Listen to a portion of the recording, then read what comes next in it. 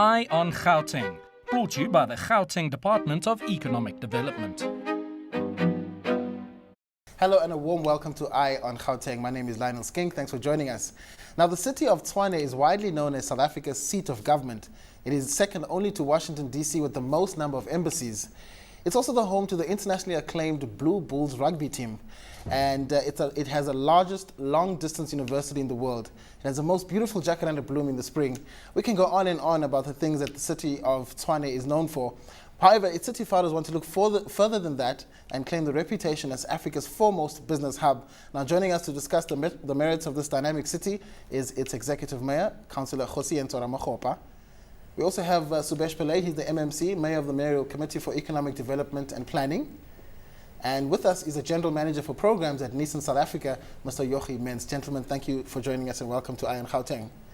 We'll start with the Mayor. Yes. Protocol must be observed. Mayor Ramokgopa, the city of Tshwane, in the context of the national and the provincial setting with regards to economic development, how important is your city? Well, we think that the city is a significant player in the economy of the country. I mean, we contribute close to 8% of the national GDP. We contribute over 40% of all motor vehicle manufacturing exports in the country. We account for close to 85% of the total research capacity. We are home to 4 of the most distinguished and prestigious post-secondary institutions of higher learning: University of Pretoria, Tshwane University of Technology, 2 of the top 2 post-secondary institutions of learning with the highest residential student population. You have UNISA, as you mentioned in your intro, the biggest distance learning institution, and Medunsa, which is the biggest production line of black medical students or medical doctors. Then we've got the natural advantage of being the seat of government. We are the most contemporary of all the metros, I mean the racial diversity. Now we have incorporated the previous areas of Metsweding. It gives us an opportunity to exploit agriculture's contribution to the gross value add of the city. So I'm just saying that these natural advantages, I think if we provide a proper development trajectory, we can in fact claim our position, I think, over a period of time as an economic hub of the country going forward. And I think that advantage, the biggest advantage we have is the opportunity to diversify the economy going forward. So we think that the opportunity that is brought about or occasioned by TikTok, if properly exploited, can position us significantly to be a major player in the economy of the country. All right, let's bring in Subesh. Subesh, you are in charge of economic development and planning, and this is the 4th year that you've had your Tshwane International Trade and Infrastructure Investment Conference, and it happens in Business Month, which is the month of May. Why does the city of Tshwane feel the need to have a Business Month?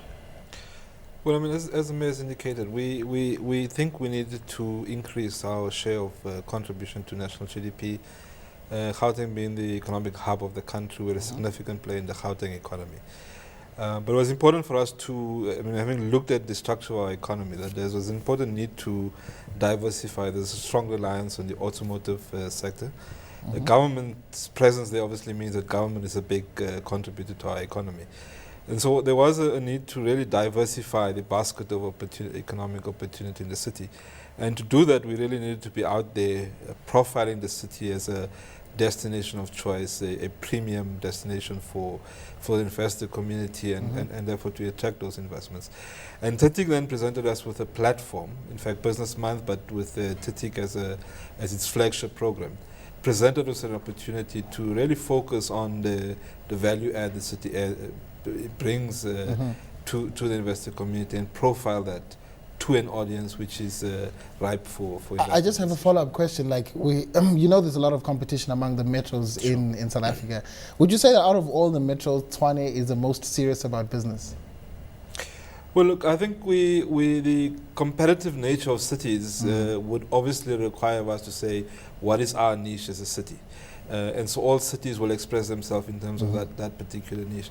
So I think our approach is not to be directly competing with other cities, but to say, where is our niche, where can we add the most value to investor community, and focus there. So it's really not about antagonistic competition among cities, but really our ability to contribute productively to the broader economy. But I think competition is good. And speaking about competition, we have the head of Nissan South Africa with us, Mr. Joggie Mentz. How competitive has been situated in the Tshwane automotive sector made your company? I think if you look at the automotive sector in Tshwane, is quite well developed. Over years, we've developed the infrastructure together with obviously the support from the local and regional governments. And we've also established quite a big significant supplier base for component manufacturers in the area. And as the Mayor mentioned earlier, there are currently three major manufacturers, ourselves and BMW and Ford in Tshwane. And in the near future, there's some other entrants that coming into the market. Also the Automotive Industry Development Council has been set up in close proximity to us. There's a supplier park close to us. So there's a lot of the supporting infrastructure that supports the motor industry.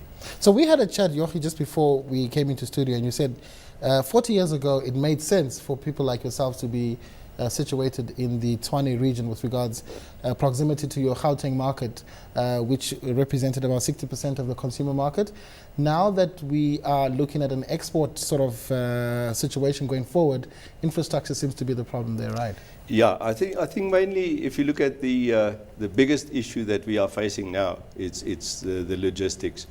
As a country, but specifically the OEMs in Gauteng region, obviously we are far away from the ports. So, but there is promising discussions with the regional as well as the national government in terms of that infrastructure development. I think I want to bring the Mayor in here. I mean, the Minister was graced the TITIC this year, and he made some very nice noises with regards to infrastructure development. But would you think that the city of Tshwane could benefit from immense investment into its infrastructure in order to make it competitive, particularly for industries such as automotive?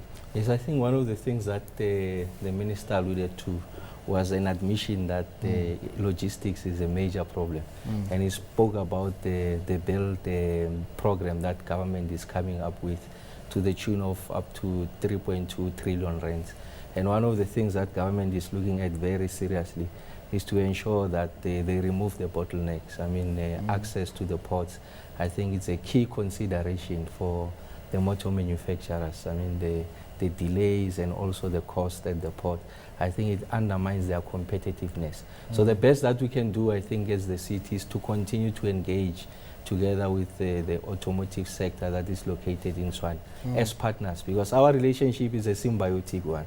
Obviously, the more they are able to compete with other plants across the world, the better for us, because it regenerates the economy of the city, creates employment, and you can mention, I mean, it triggers a whole range of opportunities for us going forward.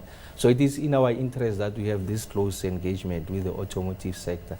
We speak in one voice, and we are very glad that I think the administration and the national government is forward-looking, and by their own admission, it's something that requires immediate attention. And we are convinced by the submission of the minister, the noises that are made by his colleagues and the leadership provided by President Zuma, that indeed we are on the right track. Obviously, we need it as soon as yesterday. I'm sure Joggie can speak at length about that. But the sooner we move, I think the better for us. Subesh, as economic planning, economic development and planning, which is your portfolio, how would infrastructure that would make this particular business, have seamless flows, how would that actually contribute towards Pretoria's GDP, if you will? Well, I mean, the competitiveness of industries that's located here, I mean, sets them apart from, if you take the automotive industry, they're not competing they're competing against other cities in terms of their locational advantage. So the ability of a plant here to be more cost competitive to a plant somewhere in Spain, for instance, is a critical element of how their parent company would make a decision into where we begin to put down these investments. And obviously, I mean, if you look at that value chain, the margins are very thin. So where you're able to reduce the cost of labor, reduce the cost of logistics, I mean, comes down to the bottom line profit that they be able to generate out of these investments and, of course, reinvestments into the country. So it's important for us that, I mean, obviously, the city of Tshwane being inland also presents the additional burden of the inland logistics cost. Right. And we're quite conscious of that. So the issues that we're raising is not just about the port side, the port costs, and the logistics line on that side, but also the inland logistics and how we facilitate the movements of goods and services from here to the port. Subesh, sorry to cut you in there, but let's look at who's going to fund this investment in the infrastructure. Obviously, government is going to do a lot, but would there be opportunities for private sector and opportunities for them to get involved as well, and at what level? Absolutely. I mean, I'm sure the mayor will talk about. We issuing a bond. That bond is really looking at how we able to expand our infrastructure base, infrastructure that supports economic growth and development. And we've been. I mean, there's a whole range of partnerships that the city has been facilitating with the private sector in the delivery of services. I mean, the admission that we're making is that the strength of our balance sheet by itself would not enable us to deliver the kind of productive infrastructure in the shortest period of time. And for that matter, we're quite aggressive. And TTIC itself, I mean, is really a platform that says, how do we begin to forge the partnerships between the private sector, the state, in a way that helps the state advance its own agenda, that of creating jobs, dealing with the questions of unemployment and poverty. But of course, acknowledging that business is in the business for making money. And we need to create that symbiotic relationship that allows us to develop. Maybe just to make a point in addition is that there's been a paradigm shift. I think we have taken a view that the local state must also lead development. So the traditional view was that, for an example, let's take Nissan. They must make an investment on the bulk infrastructure. We're taking a view that it's important that we also lessen the burden on the part of the investors, people who've got big ideas about the city. So when we raise this bond, we'll be unlocking economic opportunities by funding bulk infrastructure and lessen the burden. Because over a period of time, these investors are going to help us to resolve the social problems, as the MMC has indicated, unemployment, poverty, and inequality. So the state must lead. So we must demonstrate faith in these investments. And in fact, we must be the first movers so that if there are other people who are interested, they could see that we are leading by example. Let's make this investment and we'll get our returns over a period of time. So the concentration is not only on social investment, because that's not how you'll grow the economy. You are only providing relief. But these prestigious institutions like Nissan, Ford, and BMW, amongst others, that will help us to resolve these many problems. So we've got a direct interest. And that's why we are saying that when we are raising this bond, we'll unlock these opportunities. And we'll realize, like I said, future generations will see the benefits. But I think we must make these bold steps ourselves to say that it is in our interest to are placing this money here. And we'll realize these benefits over a period of time. Fantastic. Joggie, before we go to the break, you heard from the mayor, you heard from the MMC. Your company's been there for 40 years. Are you bullish about staying in the Tshwane region going forward? Yes, for sure. As I said, the basic infrastructure is there. Maybe what I didn't mention earlier, the source of labor for us is also there. We've got quite a big focus now in terms of skills development.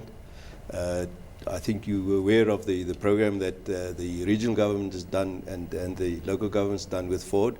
We are looking at doing a similar type of project in terms of... It makes good business sense for you guys to stay there for the long term. Yes, and then as the mayor said, it's a partnership. So we understand we have a role to play and the government has got a role to play. All three tiers of the government has got a big role to play. Yeah? Well, we're going to take a break, and when we come back, we look at economic opportunities in the nation's capital. More on Eye on Gauteng when we come back.